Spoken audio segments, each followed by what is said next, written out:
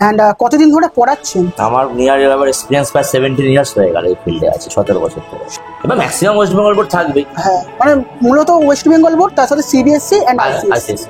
তো স্যার বায়োলজির তো আরও অনেক টিচার রয়েছে, তো আপনার সাথে তাদের ডিফারেন্সটা কী আছে? তো তোমরা তো ভাগ্যবান আছো যে এই সময় সোশ্যাল মিডিয়াটা পেয়েছো, কারণ আমাদের সময় কিছু ছিল না এই সব। এটা কি আর লুকিয়ে রয়েছে ওখানে? তো বন্ধুরা, এই ভিডিওতে তুলে ধরবো হাওড়া শহরের সাইকেল বায়োলজির অন্যতম নামকরা প্রফেসর ডক্টর অমৃতেন্দু দত্তর কোচিং সেন্টারকে। ডক্টর অমৃতেন্দু দত্ত প্রায় 17 বছরেরও বেশি সময় ধরে ছাত্রদের পড়িয়ে চলেছেন। যেমন সাবজেক্টের প্রতি স্যারের অগাধ জ্ঞান, তেমনি স্যারের সুন্দর ব্যবহার।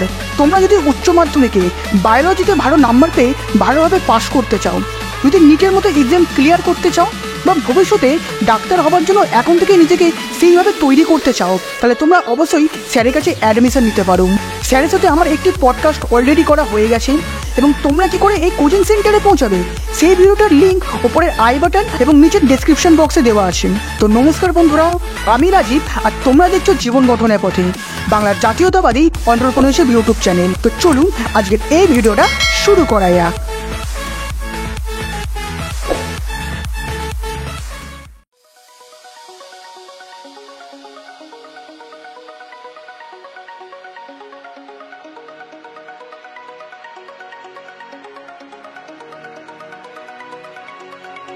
সো আমি এখন রয়েছি ডক্টরস পয়েন্টে, আর আমার সাথে রয়েছে এই অমৃতেন্দু স্যার। ভালো আছেন স্যার? হ্যাঁ। Hello sir. হ্যালো। তো স্যার আপনার নামটা কি আছে? আমার নাম ডক্টর অমৃতেন্দু দত্ত। ওকে, অ্যান্ড কতদিন ধরে পড়াচ্ছেন? আমার নিয়ার আবার এক্সপিরিয়েন্স প্রায় 17 ইয়ার্স হয়ে গেল এই ফিল্ডে আছে, 17 বছর ধরে। 17 বছর ধরে? মানে আপনি কি শুধু বায়োলজি পড়াচ্ছেন না? বায়োলজিটা মেন পড়াই, তার সঙ্গে অবশ্যই নিউট্রিশন, সাইকোলজি এগুলো সাবজেক্টে পড়াই। 11 12 লেভেল। ওকে। আর 9 10 লেভেল লাইফ সায়েন্স আছে পড়ে। আর গ্র্যাজুয়েশন লেভেলে?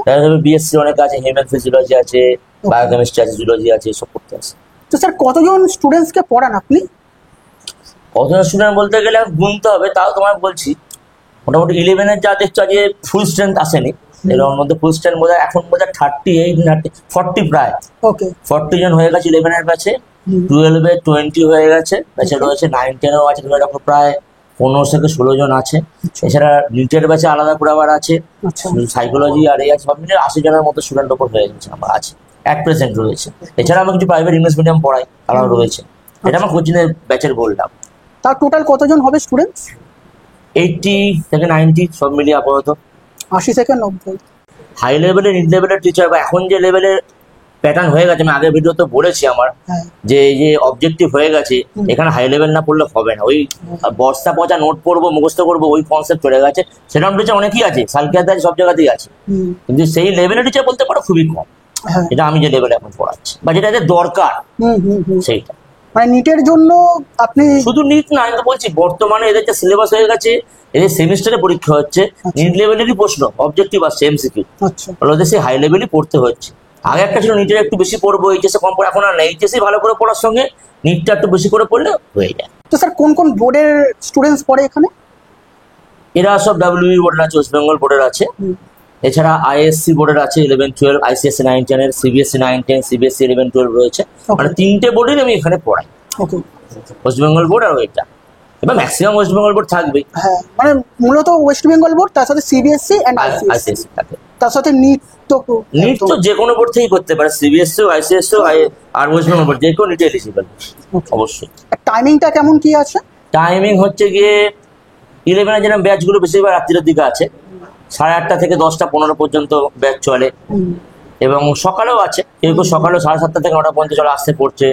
12রা সকালে আসে, আবার কেউ কেউ রাত্রিরেও আসে। রাত্রির টাইমটা আমার ফিক্স 8:30 থেকে 10টা 15 ম্যাক্সিমাম, আর সকালে 9টার মধ্যে ছেড়ে দিতে হয়, কারণ স্কুলে যায় তো। 7:30 থেকে 9টা এই টাইমিং এর মধ্যে ওরা পড়ে, রোজই থাকে। আর নিটের একটা স্পেশাল ব্যাচ থাকে, সানডে থাকে, সানডে 7:30 থেকে 9টা পর্যন্ত সন্ধ্যেবেলা থাকে।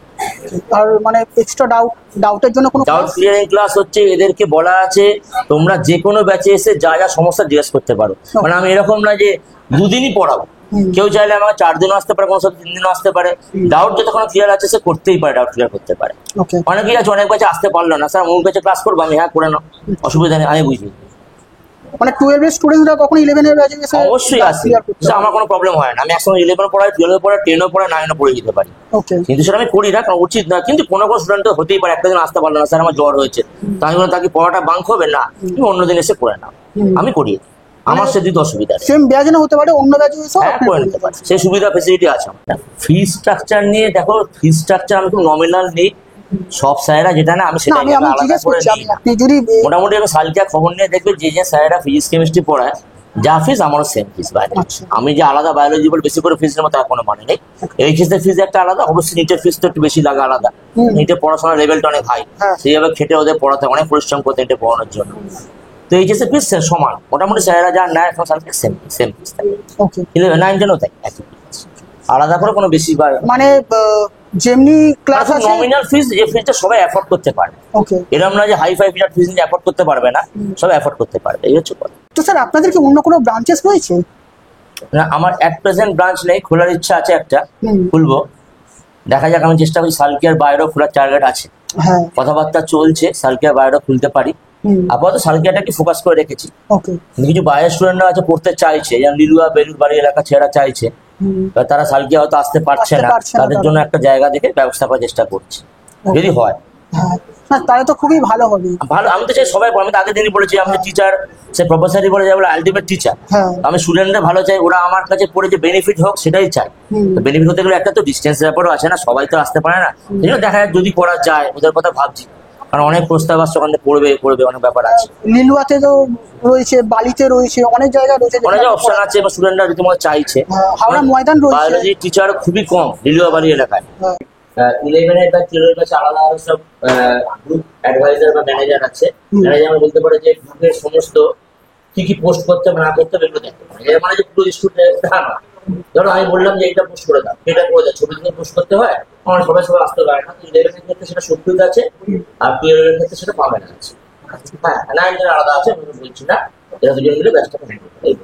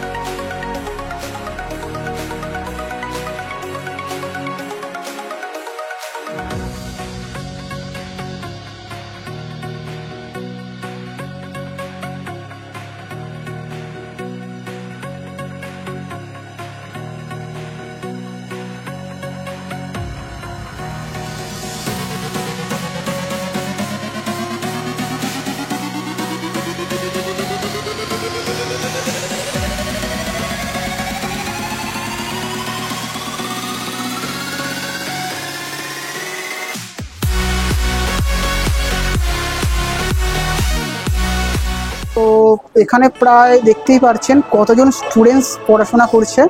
সো আমরা এখন কয়েকজন স্টুডেন্টসের নাম, কোন স্কুল, ফেভারিট সাবজেক্টগুলো আমরা জেনে নেব। ওকে, সো প্রথমেই দেখি কাকে ধরা যায়। ভাই তুমি, সো প্রথমেই হচ্ছে তোমার নামটা বলো আর তোমার স্কুল, ফেভারিট সাবজেক্ট, তিনটে।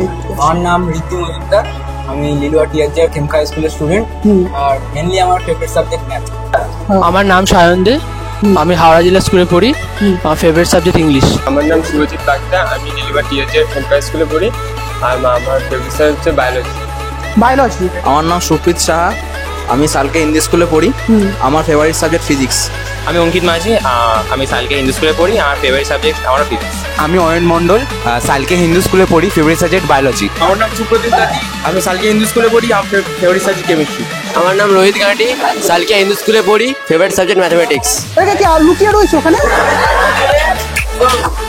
হ্যাঁ, আমি সালমিক পাল, আমি সালকে হিন্দু স্কুলে পড়ি, আমার ফেভারিট বলো, সাবজেক্ট বলো। কেমিস্ট্রি। আমার নাম অর্পণ কর্মকার, আমি সালকে হিন্দি স্কুলে পড়ি, আমার একটাই favourite subject physics. Very good. আমার নাম মোহক বেতাল, আমি সালকে হিন্দি স্কুলে পড়ি, আমার ফেভারিট সাবজেক্ট ম্যাথমেটিক্স। আচ্ছা, আমার নাম রাতিমা ঘোষ, আমি সালকিয়া কেবিআর গার্লস হাই স্কুলে পড়ি, ফেভারিট সাবজেক্ট বায়োলজি।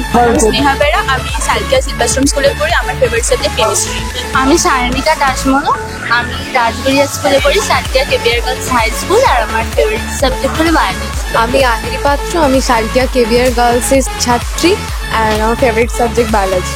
আমার নাম লকেট মান্না, আমি সালকিয়া কেবিআর গার্লস হাই স্কুলে পড়ি আর আমার ফেভারিট সাবজেক্ট হলো বায়োলজি। ওকে, আমি শর্মিষ্ঠা কর্মকার, ক্লাস 11-এ সালকিয়া কেবিআর গার্লস হাই স্কুলের স্টুডেন্ট। আমার ফেভারিট সাবজেক্ট বায়োলজি। আমার নাম শুভমিতা রয় চৌধুরী, আমি সালকিয়া কেবিআর গার্লস হাই স্কুলে পড়ি, আমার ফেভারিট সাবজেক্ট বায়োলজি। আমার নাম সুলগ্না দাস, আমি সালকিয়া কেবিআর গার্লস হাই স্কুলে পড়ি, ক্লাস 11-এ, আমার ফেভারিট সাবজেক্ট বায়োলজি। আমার নাম দীপ্তশ্রী দেয়াসী, আমি সালকিয়া কেবিআর গার্লস হাই স্কুলের ছাত্রী, আমার ফেভারিট সাবজেক্ট বায়োলজি। আমি মোনালিসা চক্রবর্তী, ভট্টনগর কুলগামিনী বিদ্যা মন্দিরের ছাত্রী, আমার ফেভারিট সাবজেক্ট ম্যাথামেটিক্স। আমার নাম তানিয়া মন্ডল, আমি কুলগামিনী বালিকা বিদ্যা মন্দিরে পড়ি আর আমার ফেভারিট সাবজেক্ট ইংলিশ। আমার নাম সোহিনী দাস, আমি সালকিয়া কেবিআর গার্লস হাই স্কুলের স্টুডেন্ট, আমার favourite subject math. Swami Vivekananda একবার বলেছিলেন, youth is the future of India. তোমাদের মধ্যে কেউ হয়তো স্যারের কাছ থেকে পড়েই একজন বড় বায়োলজির টিচার, বা ইন ফিউচার হয়তো কেউ নিট ক্লিয়ার করে মেডিকেল নিয়ে পড়বে, একজন অনেক বড় মাপের ডাক্তার হবে, কেউ বা হয়তো ফিজিক্স নিয়ে পড়বে। অনেক স্বপ্ন এবং অনেক আশা নিয়ে তোমরা তোমাদের জীবন সবে শুরু করতে চলেছো। বন্ধুদের সাথে খুব আনন্দ করো, কিন্তু সাথে সাথে স্যারের কথাও মেনে চলো। আর স্কুলের শেষ 2 বছর খুব পরিশ্রম করে উচ্চ মাধ্যমিকটা সাফল্যের সাথে পাশ করো। জীবনে অনেক বড় হও এবং বাবা মায়ের স্বপ্ন, নিজের স্বপ্ন পূর্ণ করো। তাহলেই হয়তো এই চ্যানেলের উদ্দেশ্য একদিন পূর্ণ হবে। তো ভিডিওটা কেমন লাগলো এবং তোমাদের কোনো বক্তব্য থাকলে সেটা অবশ্যই কমেন্টের মাধ্যমে আমাকে জানিও। আমি চেষ্টা করব স্যার যাতে পরবর্তী ভিডিওতে সেই সমস্ত প্রশ্নগুলির উত্তর যথাযথ দিতে পারে। আর এই ধরনের নতুন নতুন স্যার, নতুন নতুন এডুকেশন ইনস্টিটিউটের ব্লগ পেতে আমাদের সঙ্গে থেকো। দেখা হচ্ছে পরবর্তী এমনি কোনো একটি ভিডিওতে। সব থেকে শেষে বাংলাকে সাপোর্ট করুন, বাংলাকে ভালোবাসুন। ভিডিওটা দেখার জন্য আপনাদের অসংখ্য ধন্যবাদ। জয় হিন্দ।